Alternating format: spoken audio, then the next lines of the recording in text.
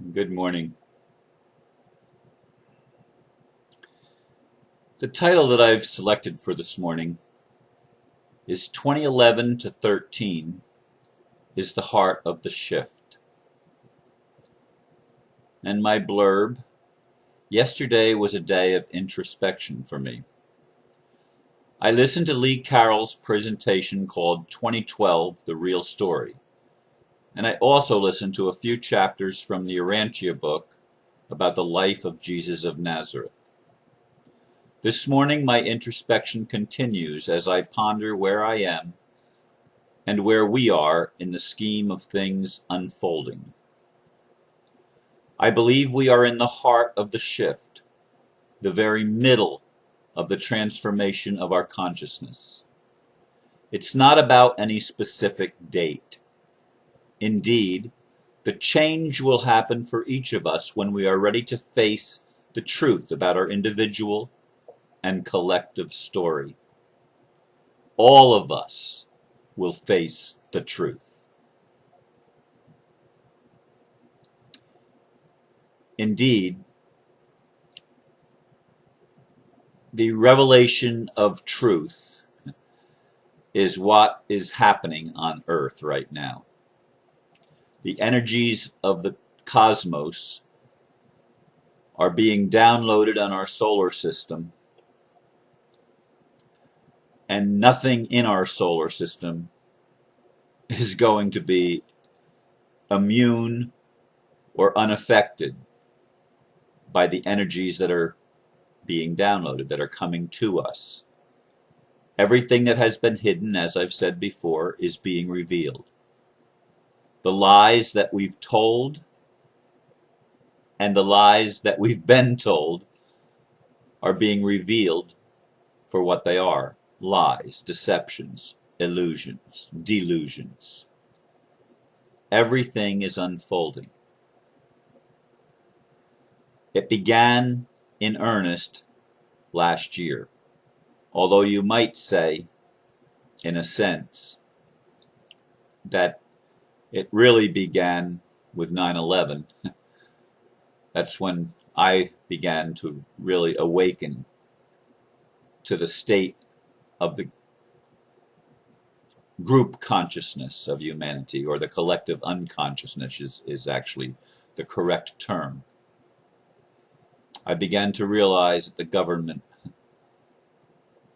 was a liar, but they were the collective liar of our individual lies that we've told ourselves in our individual lives, trying to play the role of separation consciousness, or the roles that are engendered or created by separation consciousness. The roles of looking out for me first and number one, like we did in the 90s, a time of Bill Clinton-esque politics where everything seemed to be prospering and doing well. And then we reached George Bush, where the government was absolutely horrible. And then we reached Obama, where it's worse. And politics, for those of you that don't know, are an indication of collective unconsciousness or collective consciousness. They are the indication of where people are in the world. Now, there is a group of people that have wanted to run things for a long time, the Illuminati. And they are our friends and our enemies in one.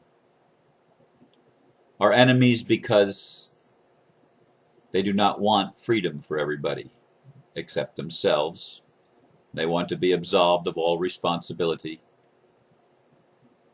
They want to be free from being under rules. They don't want any rules that govern their behavior, their actions.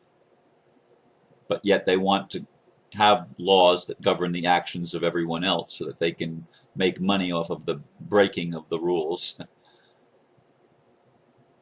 But it's not about us and them, because the Illuminati is our friend. Collectively, it is our friend. For indeed, it is part of the awakening. And as the underworlds opened in 2011, and as the world became aware from the very earliest days of 2011, and as that accelerated with the Occupy movement throughout the year,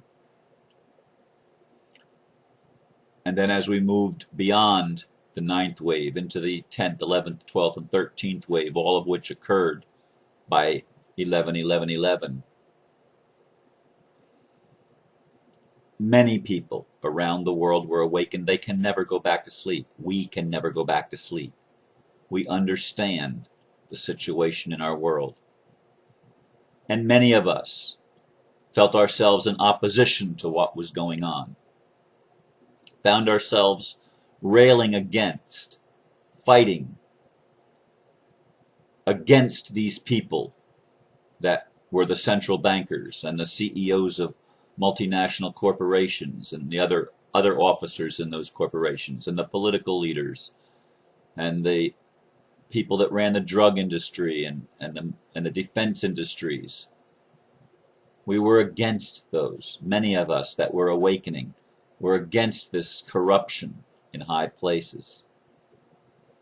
And many of us also began to become aware more and more that the corruption was there because of our own lies told to ourselves. And as I listened to Lee Carroll yesterday, and by the way, Lee Carroll is the one that channels, he's the engineer that turned channel, that channels Cryon, and he's been doing it since 1989 or 87. I can't remember which. I know it was the late 80s that he began that. He's a man that I greatly respect. I don't always agree with what he channels, especially when he says it's going to take a long time. But he indicated yesterday that the rift that we're moving through now in the galactic center takes 36 years to pass. And 2012 is the center point of that shift. Actually, the end of 2012 is the center point. It's 18 years before that and 18 years after that, taking us up to 2030. And as I listened to the historic account of the life of Jesus of Nazareth from the Urantia Book, which I believe is quite interesting. Do I know it's the truth? Some of it I resonate with. I do feel it makes more sense than the Bible. And it does give an account of an actual historical personage known as, in our modern thing, we refer to him as Jesus, but he was Joshua ben Joseph, Joshua son of Joseph. And he was an ordinary man, no virgin birth, according to the Urantia Book. He was born the way all other children were born, but he was the Son of God. He was actually Michael of Nebadon, incarnating in human flesh. And Michael was one of the inner circle of creators of the sons of God. Indeed, a son of God. And he came with a message that we are all children of God. And it's an interesting story given in the Urantia Book. And if you feel inspired to go there, I put the link up a couple of days ago, but urantia.org, URANTIA, Urantia, Google it. You want to Google Lee Carroll, CARROLL, Lee Carroll, LEE. Interesting video that he presented, and it's not a channeled message, it's a message from Lee Carroll. And he talks about Greg Braden and other things. We are in that shift, though. We are in the middle of it. If you can't sense it, either on the positive side or the negative side, there's something you're oblivious or something, you're not paying attention. But you wouldn't be listening to this if that was you. So just be aware that there's a lot of people maybe still that aren't paying attention.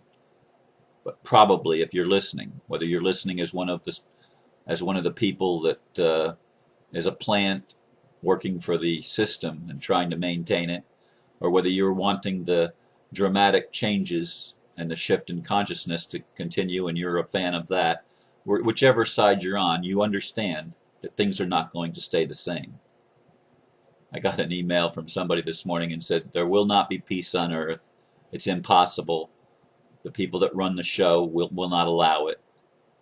Well, indeed, that's what it looks like to a lot of people. It's not what it looks like to me. We are in the heart of the shift, and I honestly feel that things are improving and actually getting better. We're actually moving in the positive direction now, and I can feel that. I couldn't always feel it. I could feel it in the court case. I can feel it in the relationship to my home. I can feel it with lots of things that are happening. My life is shifting. But my life is not the only one that's shifting. I talk to other people. I get emails from other people. And I know that this shift is going on all over the planet. People are waking up. My friend Lydia sent and actually posted on my Facebook page symptoms of the shift yesterday. And there's 8 symptoms that are listed on this little chart that, from GaiamTV.com. is, I think, the source. But number 1, a stronger sense of compassion. Indeed, I am feeling a much stronger sense of compassion, especially for those that I've seen as my enemies. I talked about that yesterday. And I think that that shift in me, that stronger sense of compassion, is bearing fruit in the world around me. It's bearing fruit in my life, in the response of other people. Loss of fear. Fear, I don't believe that we're at a point yet that we're going to be totally able to eliminate fear. We've been too programmed as humans to be able to let go of it all at once. We're going to feel moments of fear, as I did Monday morning driving to the court, until Spirit allayed my fear and said, you're okay. But fearful thoughts were present, and I didn't try to push them away. I don't try to push anything away. I acknowledge everything, and I'm learning to see the gift in it. And that in itself is, I'm not afraid of fear anymore. So there is a loss of the fear of fear, but fear is still present. And I want to make that clear, that you're going to have moments when you're going to be afraid, but you don't have to be afraid of those moments.